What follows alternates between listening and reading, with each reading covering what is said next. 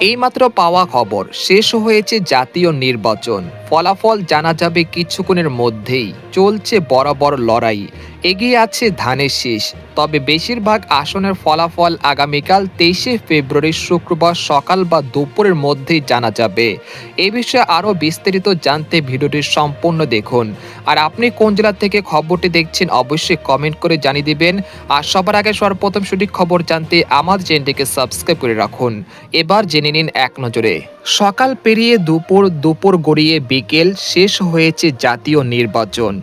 দেশের প্রায় 12 কোটি নিবন্ধিত ভোটার তাদের প্রতিনিধি নির্বাচনের জন্য ভোট দিয়েছেন। ভোট গ্রহণ শেষে দেশের সব কেন্দ্রেই গণনা শুরু হয়েছে। ইতিমধ্যে দেশের বেশ কিছু অঞ্চলও ফলাফল প্রকাশ করেছে।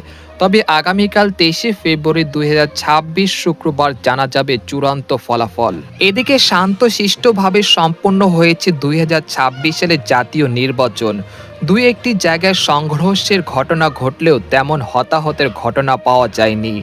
এখন সবারই মনে একটি প্রশ্ন, এবারে কে বিজয়ী হবে? তবে এ বিষয়ে কোনো নিশ্চিতভাবে তথ্য পাওয়া যায়নি। আপাতত দৃষ্টিতে ধানের শীষ এগিয়ে আছে। চূড়ান্ত ফলাফল আসতে সময় লাগতে পারে শুক্রবার দুপুর বা বিকেল পর্যন্ত। অর্থাৎ আগামীকাল রাতের মধ্যেই জানা যাবে এবারের প্রধানমন্ত্রী কে হবে ইনশাল্লাহ।